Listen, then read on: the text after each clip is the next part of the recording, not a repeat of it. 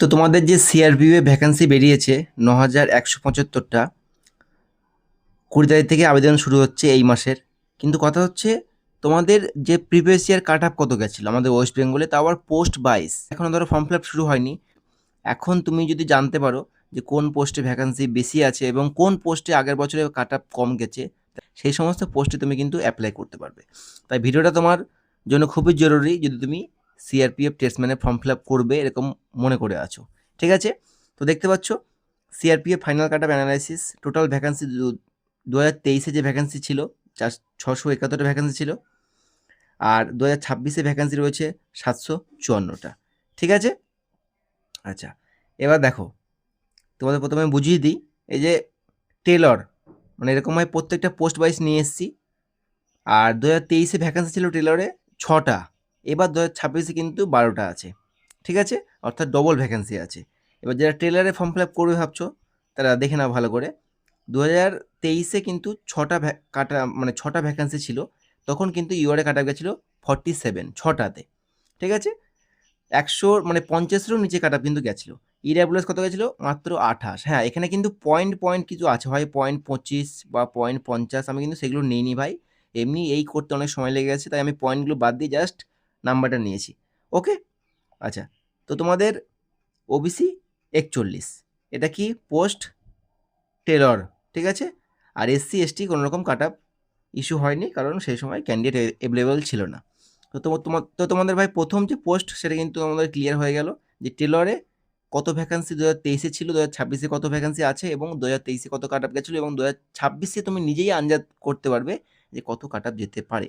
কারণ তখন ৬টা পোস্টের জন্য এরকম কাট অফ যদি যায়, তাহলে এখন ১২টা পোস্টের জন্য কাট অফ কেমন যেতে পারে তুমি সেটা ভেবে নাও। ঠিক আছে, সেটা আমি এখন বলছি না।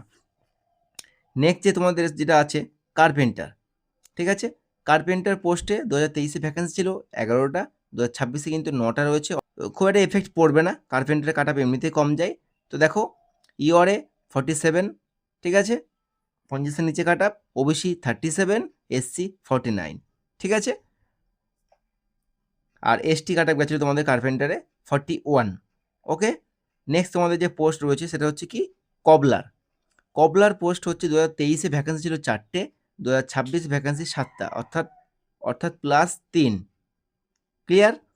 তো তোমাদের দেখো কবলারে যে কাট অফ গেছিলো ইউআরএ 50, ইডাব্লিউএস কোনো ক্যান্ডিডেট অ্যাভেলেবেল ছিল না, ওবিসিতে ছিল না, এসসিতে ছিল, তাও 42 কাট অফ গেছে। তো ভাই তুমি একটা অনুমান করতে পারছো যে তুমি যদি 50-এর আশেপাশে নাম্বার রাখতে পারো, মোটামুটি তোমার যে কোনো একটা পোস্টে সিলেকশন হওয়ার চান্স আছে। এবার নেক্সট তোমাদের যেটা রয়েছে পেইন্টার পোস্টে দেখো, পেইন্টার পোস্টে ২০২৩-এ ভ্যাকেন্সি ছিল 4টে, ২০২৬-এ রয়েছে 5টা, অর্থাৎ +1, একই ধরে নিতে পারো। তো ইউআরএ কাট অফ গেছিলো 49, ওবিসি গেছিলো 27। মানে ভাবো ওবিসি 27-এ সিআরপিএফে পেইন্টারে চাকরি হয়েছে, এটাকে final cut of. R SC কত হয়েছে? 39-এ। ঠিক আছে, তো ভাবো এবারে কিন্তু এরকমই যাওয়ার সম্ভাবনা রয়েছে।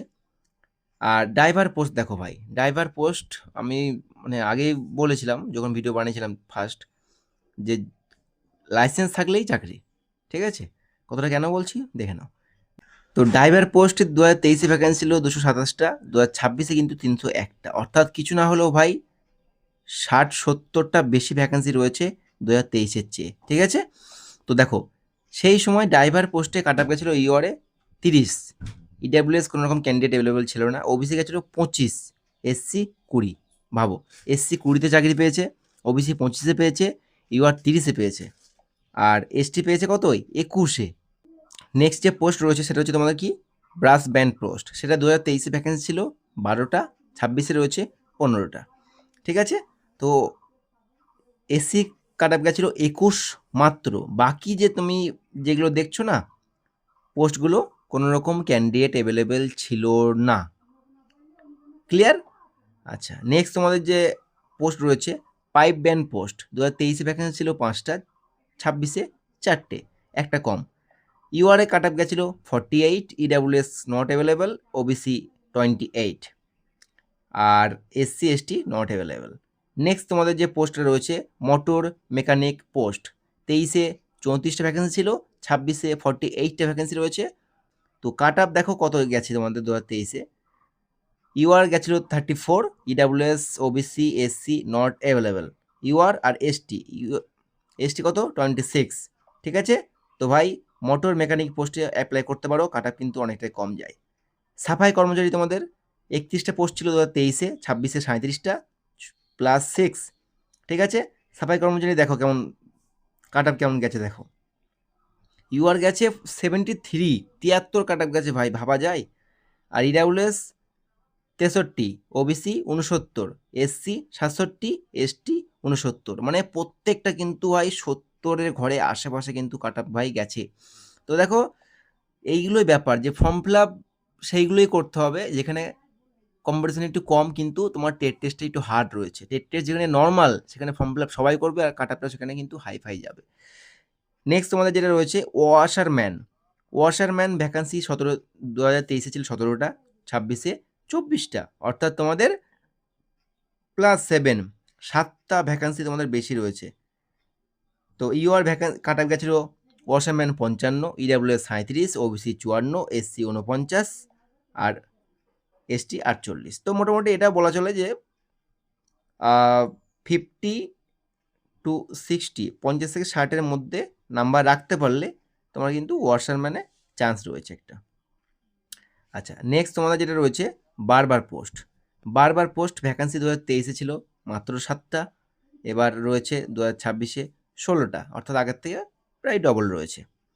তো দেখো ইউআরএ কাট আপ তোমাদের গেছিল সেই সময় UR 53, EWS 43, OBC 56, SC 52, ST not available.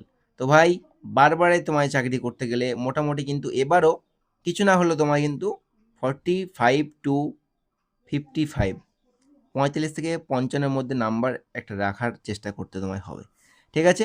Next যেটা খুব জনপ্রিয় অর্থাৎ অনেকের পছন্দের কিন্তু একটা পোস্ট ট্রেডম্যানের মধ্যে, সেটা হচ্ছে কি কুক অ্যান্ড ওয়াটার ক্যারিয়ার, ঠিক আছে। 2023-এ ভ্যাকেন্সি ছিল 174টা, 2026-এ ভ্যাকেন্সি রয়েছে 131টা, অর্থাৎ আরও কিন্তু ভাই 30-40টা কিন্তু মাইনাস ভ্যাকেন্সি, মানে ঠিক আছে, -30-40। তো আরও ভ্যাকেন্সি আমাদের কিন্তু কম রয়েছে 2026-এ, ক্লিয়ার। তো দেখো ভ্যাকান্সি তো ছিল, এবার কাট আপটা কত গেছিলো তোমরা দেখে নাও। ইউআরএ গেছিলো 61, ইডাব্লিউএস গেছিলো 49, ওবিসি 56, এসসি 54, এসটি 55। তো ভাই এটাও তোমাদের নাম্বার রাখতে হবে মোটামুটি ভাই 50 to 60, তাহলে তোমাদের কিন্তু একটা চান্স থাকবে ওয়াটার ক্যারিয়ার বা কুকে চাকরি পাওয়ার। এর থেকে বেশি টার্গেট রাখতে হবে, তারপরে নাম্বারটা দাঁড়াবে যদিও, ঠিক আছে। এবার তোমরা দেখো বাগলার পোস্ট। বাগলার পোস্ট 2023-এ ভ্যাকেন্সি ছিল 92টা, এবার রয়েছে 26-এ 80টা। ইউআরএ কাট আপ গেছিলো 56, ইডাব্লিউএস 26, ইডাব্লিউএস কাট আপ দেখো মাত্র 26, ওবিসি গেছিলো 44, আর এসসি গেছিলো 42, এসটি গেছিলো 32, ঠিক আছে।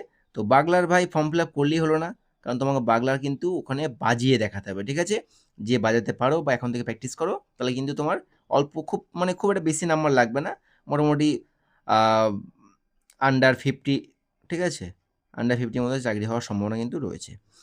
নেক্সট এবং লাস্ট যে পোস্ট রয়েছে সেটা হচ্ছে মালি, অর্থাৎ কি গার্ডেনার।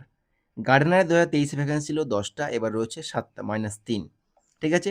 গার্ডেনারে তোমাদের ইউআরএ কাট আপ গেছিলো 58, 58, ইডাব্লিউএস কাট আপ গেছিলো 57, ওবিসি 56, এসসি 65, ভাবা যায়।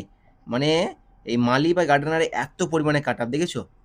তো ভাই এই সমস্ত পোস্ট থেকে একটু দূরে থাকবে। এই সমস্ত পোস্টে কী বলো তো টেট টেস্টে খুব একটা সোজা হয়, মানে অতটা হার্ড হয় না, ঠিক আছে। ওর জন্য এই সমস্ত জায়গায় কিন্তু বেশি কম্পিটিশান সবসময় থেকে যায়। তো ভাই এটা কিন্তু একদম অ্যাকুরেট, শুধু পয়েন্টগুলো আমি লিখিনি যে দেখা গেল এখানে 58 পয়েন্ট 50 ছিল, আমি 50টা লিখিনি, ঠিক আছে, এমনি অনেক সময় লেগে গেছে। তো ভিডিওটা যদি ভালো লেগে থাকে অবশ্যই এটা লাইক কমেন্ট শেয়ার করে দিয়ে সাবস্ক্রাইব করে দিও ভাই, কারণ defence related A to Z video তোমরা সবার আগে এবং সঠিক আপডেটটা আমার চ্যানেলেই পেয়ে যাবে। আর ডিসক্রিপশনে টেলিগ্রামের লিঙ্ক দিয়ে দেবো, ওখানে জয়েন হয়ে যাও, কারণ A to Z আপডেট আমি ওখানে আগে দিয়ে থাকি, ঠিক আছে। তো দেখা হচ্ছে নতুন একটা ভিডিওতে। জয় হিন্দ।